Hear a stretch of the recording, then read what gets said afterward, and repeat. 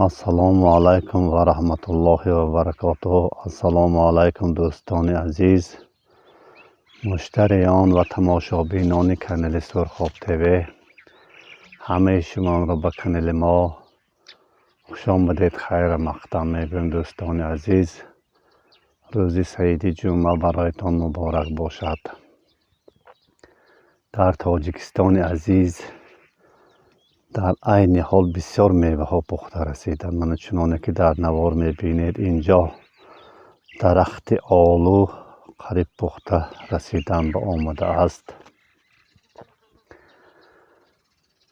نوارهای ما را پیگیری کنید دوستان عزیز. من ماه می نیز باقی رسید ایستاده است. در این وقتها، در این لحظه های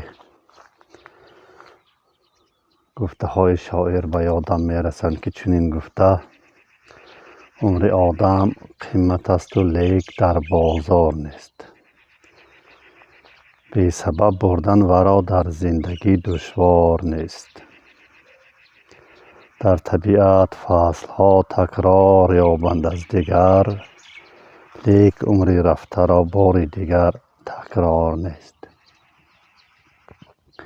دوستان عزیز، در طبیعت همه فصل های سال تکرار می یابند.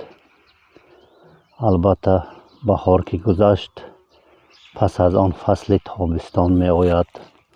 پس از تابستان فصل تیر ماه و بعد از آن فصل زمستان می آید. من امروز آخرهای ماه می، من به نزدیکی خدا خواهد انشاءالله فصل تابستان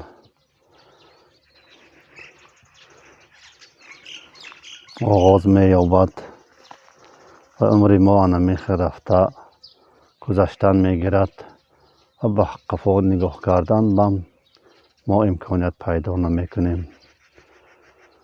برای همین باید که ما زندگی خیش را با یک مقصد، با یک مرام به پیش بریم که تنها به کار خیر ما آماده باشیم.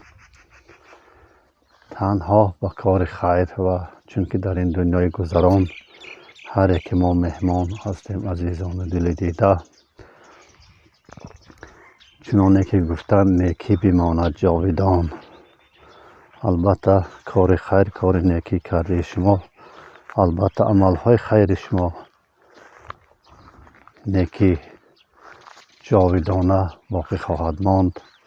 نوارهای ما را پیگیری کنید. در کجای نباشد صحت سلامت باشید. خود را احتیاط کنید، چون که شما عزیزان دل دیده را در وطن، در تاجیکستان، در حلقه یار و دوستان، در حلقه اهل همه شما را انتظار هستند. نوارهای ما را پیگیری کنید. به کانال ما آبونه شدن را فراموش نسازید عزیزان دل دیده. خیر، خدا حافظ. نوارهای ما را پیگیری کرده در لایک های خیش را دریغ ندارید. فکر عقیده های خیش را در کامنتاری البته با ما نویسید و ما البته هر یک درخواست خواهش شما به قدر امکان به حساب میگیریم و کمبودی های خیش را در نوارهای آینده کوشش میکنیم که از پی اصلاح آن شده باشیم.